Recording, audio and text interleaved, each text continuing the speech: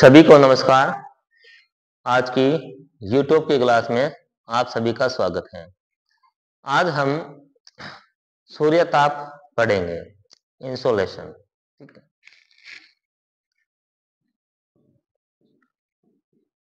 सूर्य ताप। ठीक है, सूर्य ताप यानी सूर्य से आने वाला जो प्रकाश है, ऊष्मा है, ऊर्जा है। सूर्य से जो प्रकाश आता है वो ऊष्मा के रूप में आता है और वो हमारी पृथ्वी के लिए एक ऊर्जा का कार्य करता है, क्योंकि सूर्य के प्रकाश के द्वारा ही जो वायुमंडल है, समुद्र में जो धाराएं हैं, विक्षोभ वगैरह, ये सभी सूर्य से आने वाले जो ऊर्जा है, प्रकाश है, उसके माध्यम से ये घटित होती है क्रियाएं।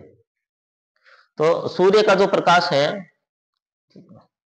देखिए सूर्य की जो दूरी है वो पृथ्वी से, जैसे इसकी अधिकतम दूरी,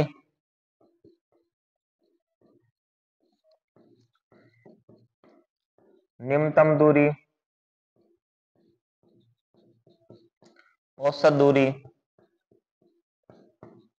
ठीक है, तो अलग अलग इसकी जो दूरियां है निकाली जाती है। लेकिन लगभग जो औसत दूरी है सूर्य की वो है लगभग 15 करोड़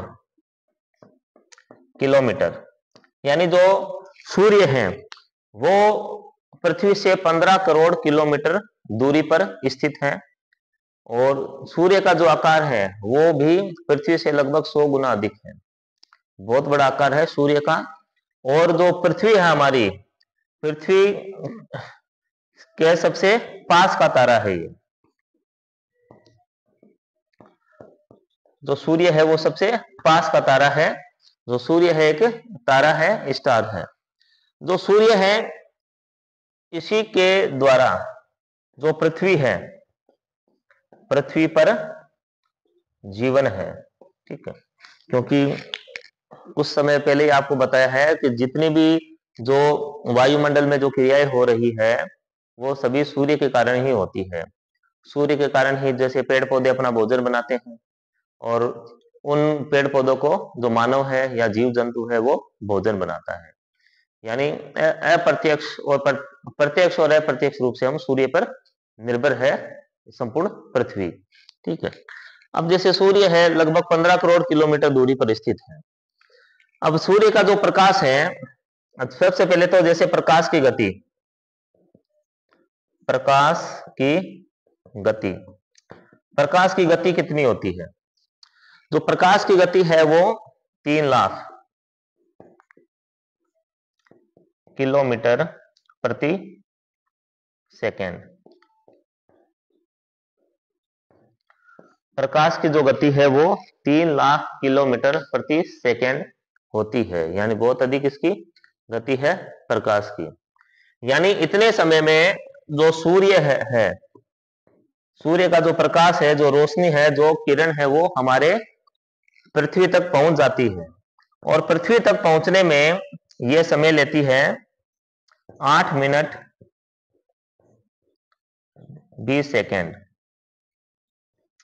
यानी सूर्य का जो प्रकाश है वो पृथ्वी तक पहुंचने में 8 मिनट 20 सेकेंड का समय लेता है। ठीक है, और ठीक है, उसके बाद जो सूर्य है, सूर्य का देखिए जो आकार है वो बहुत बड़ा है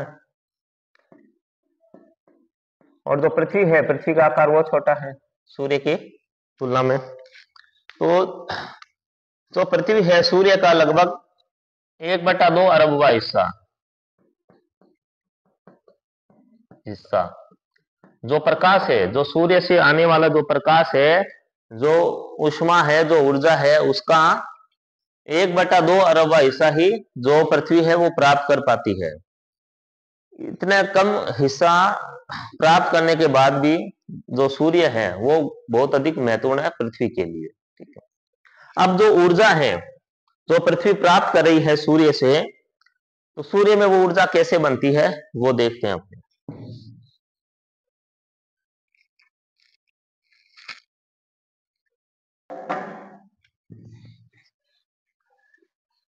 जो सूर्य है इसमें गैसें पाई जाती है।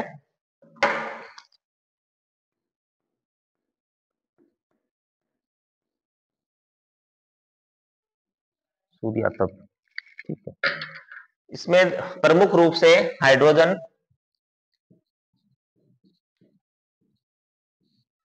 और हीलियम गैसें हैं।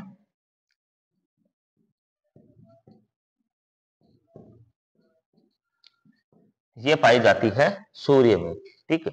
इसमें अधिक मात्रा हाइड्रोजन की होती है, ठीक है। अब जो हाइड्रोजन और जो हीलियम है, इनमें संलयन की क्रिया होती है, ठीक है। तो संलयन की जो क्रिया आती है उससे इसमें ऊर्जा का निर्माण होता है, और वो जो ऊर्जा है वो विकिरण के द्वारा, ठीक है, पृथ्वी पर पहुंचती है। सूर्य पर जिस ऊर्जा का, ऊष्मा का जो उत्पत्ति हुई है, वो विकिरण के द्वारा सूर्य से पृथ्वी तक पहुंचती है। और जो विकिरण है, जो ऊर्जा पहुंचती है, उसे फोटान कहते हैं। सूर्य से जो विकिरण है, वो जो ऊष्मा है वो जो निकलती है, उसे फोटान कहते हैं। और जो सूर्य है, सूर्य का जैसे ये बाह्य भाग है, ठीक है, इसे फोटोस्फीयर फोटोस्फीयर कहते हैं, बाहरी भाग से। और यहीं से जो ऊर्जा जो निकलती है उसे फोटान कहते हैं, ठीक है। और बाहरी भाग को फोटोस्फीयर कहते हैं। सूर्य का जो सतह है, जो बाह्य भाग का जो तापमान है, वो लगभग 6000 डिग्री सेल्सियस तापमान है इसका। और इसका जो केंद्र का तापमान है वो बहुत अधिक रहता है, लाखों डिग्री सेल्सियस में है केंद्र का तापमान सूर्य का। यानी जो केंद्र में है सूर्य, वो बहुत अधिक गर्म है, ठीक है। अब जो सूर्य से जो विकिरण आती है वो होती है लघु तरंग, ठीक है, लघु तरंग के रूप में, ठीक है, लघु तरंग के रूप में आती है। यानी देखिए, विज्ञान में अगर कोई वस्तु है, वो जितनी ज्यादा गर्म होगी उतनी ही अधिक वो विकिरित यानी विकिरण करेगी ऊष्मा का, ठीक है। और जो उसकी तरंगे होगी वो लघु तरंगे होगी, ठीक है। कोई वस्तु है वो अधिक गर्म है, ठीक है, और वो जो विकिरण उसमें से निकलेगी वो लघु तरंगों के रूप में होगी। और इसके विपरीत अगर जैसे मान लीजिए जो पृथ्वी है, तो ये तो है, मान लीजिए सूर्य है, जो ये गोला बनाया, ये तो है सूर्य, ये लघु तरंगों के रूप में ऊष्मा का विकिरण करता है। अब ये है पृथ्वी, अर्थ। पृथ्वी भी गर्म होती है, लेकिन पृथ्वी जो ऊष्मा है, ऊष्मा का जो विकिरण करती है वो दीर्घ तरंगों के रूप में करती है, दीर्घ तरंगों के रूप में, ठीक है।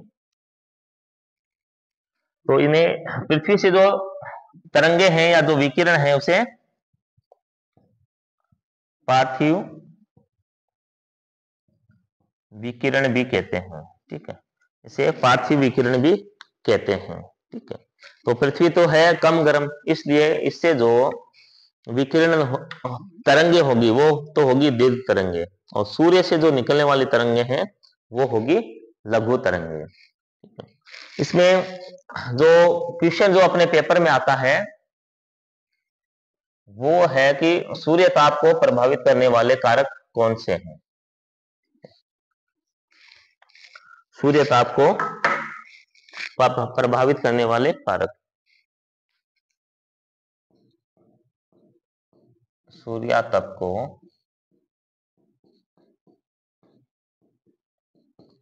प्रभावित करने वाले कारक।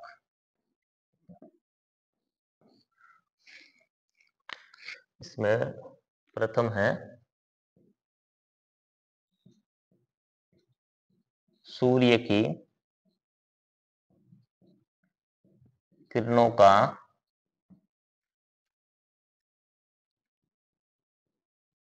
तिरछापन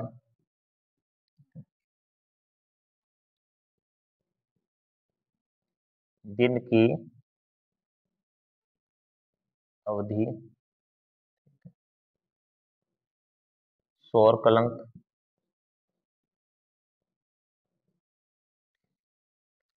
फिर वायुमंडल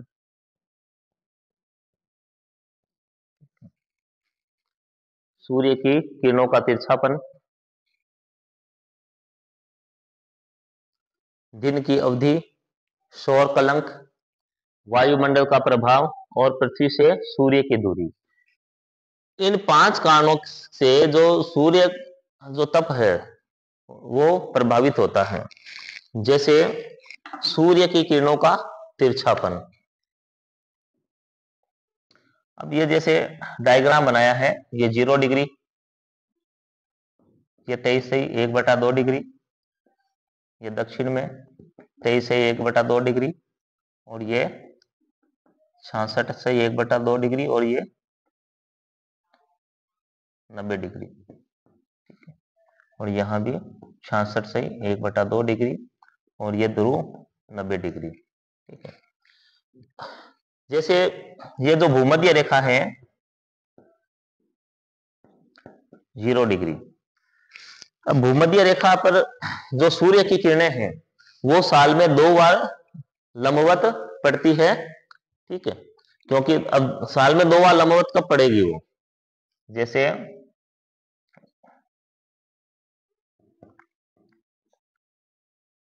मार्च और सितंबर में। ठीक है, मार्च और सितंबर में जो सूर्य की जो किरणें हैं भूमध्य रेखा पर सीधी पड़ती है। लेकिन जो किरणों का जो किरणें हैं सूर्य की, वो जैसे जैसे हम उच्च अक्षांशों में जाते हैं सूर्य की जो किरणें हैं उनका तिरछापन है वो अधिक हो जाता है।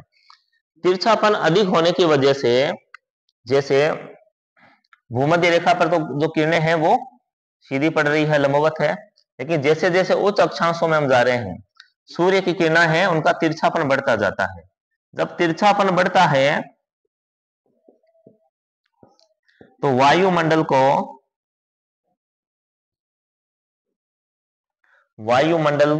की परतों को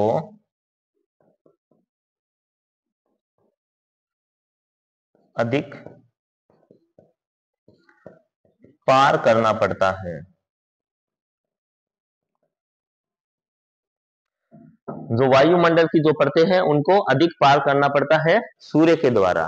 ठीक है, तो इस वजह से एक जैसे जो किरणें हैं अगर वो तिरछी रहेगी तो उन्हें अधिक क्षेत्रफल से गुजरना होगा, और जो लंबवत जो किरणें होती है वो एक ही स्थान पर गिरती है और वायुमंडल को उनको कम क्रॉस करना पड़ता है।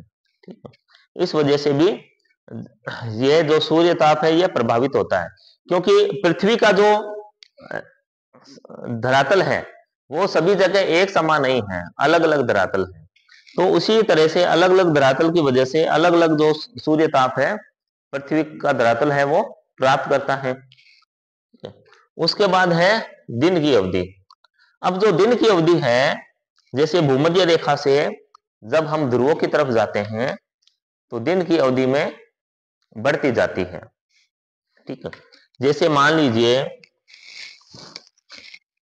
जो ये भूमध्य रेखा है यहां पर जो दिन की अवधि है वो हमेशा 12 घंटे की होती है। 12 घंटे का दिन, जो भूमध्य रेखा है यहाँ पर 12 घंटे का दिन होता है।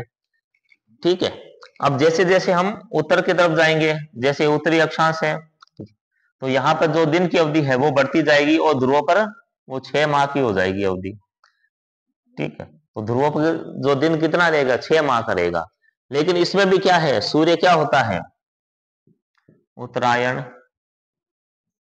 और दक्षिणायन। तो इस दौरान भी इनकी स्थिति है वो बदलती है। अब जैसे वर्तमान में सूर्य यहां है, जैसे ये मकर रेखा है, मकर रेखा। अब सूर्य यहां मकर रेखा पर 22 दिसंबर को होगा। तो सूर्य है दक्षिणी गोलार्ध में रहेगा 22 दिसंबर में। अब यहां पर रहेगा तो यहां रहेगी, दक्षिणी गोलार्ध में रहेगी गर्मी, और जो उत्तरी गोलार्ध है यहां सर्दी रहेगी। ठीक है, तो दक्षिणी जो गोलार्ध है यहां तो अब रहेगा 6 माह का दिन, और उत्तरी गोलार्ध में रहेगा 6 माह की रात। क्योंकि अब जो तिरछापन है सूर्य की किरणों का वो यहाँ अधिक हो जाएगा। तो जो सूर्य की जो किरणें हैं यहाँ पहुंच नहीं पाएगी, क्योंकि सूर्य कहाँ है अभी, इधर मकर रेखा पर है, तो यहाँ तक उसकी जो प्रकाश नहीं पहुंच पाएगा। तो इसमें जैसे जैसे हम अक्षांश बढ़ते हैं तो सूर्य की जो दिन की अवधि और जो रात की अवधि है उसमें भी परिवर्तन होता रहता है। नेक्स्ट है सौर कलंक। ठीक है, अब जैसे सौर कलंक है, ये सूर्य पर जैसे इनका जो साइकिल है, एक चक्र चलता है इनका कम और ज्यादा होने का, कि 11 वर्ष में ये कम या ज्यादा होते हैं। जो सौर कलंक है इनकी एक साइकिल है, एक इनमें चक्र होता है जो 11 वर्ष का होता है, और 11 वर्ष में ये कम और ज्यादा होते रहते हैं। वैसे तो ये शीत क्षेत्र होते हैं, शीत क्षेत्र कहते हैं इनको। ठीक है, शीत क्षेत्र होते हैं वहां। लेकिन अगर सौर कलंक की संख्या अधिक है तो गर्मी अधिक होगी, यानी उष्मा वो अधिक, सूर्य से जो उष्मा है वो अधिक होगी, उष्मा अधिक होगी सूर्य पर। ठीक है, अगर सौर कलंक की संख्या कम है तो उष्मा कम होगी सूर्य पर। ठीक है, अगर जैसे सूर्य कलंक अधिक है तो उष्मा अधिक हो जाएगी, सौर कलंक कम है तो उष्मा कम हो जाएगी। ठीक है, तो इस वजह से भी जो सूर्य का प्रकाश है वो प्रभावित होता है। उसके बाद है वायुमंडल का प्रभाव। वायुमंडल के प्रभाव में देखिए, जैसे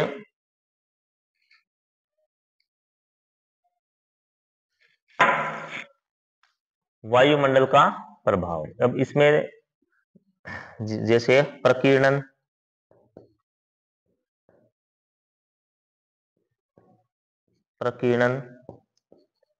प्रत्यावर्तन और अवशोषण, इन 3 शब्दों का हमें सबसे पहले पता रहना चाहिए, क्योंकि वायुमंडल का प्रभाव है, अपना बिंदु है वायुमंडल का प्रभाव। अब सूर्य की जो प्रकाश आता है, जो उष्मा आती है वायुमंडल में, तो पूरी 100% पृथ्वी तक नहीं पहुंच पाती है। सूर्य से आने वाली जो उष्मा है, जो विकिरण है, उसका प्रकीर्णन भी होता है, प्रत्यावर्तन भी होता है और अवशोषण भी होता है।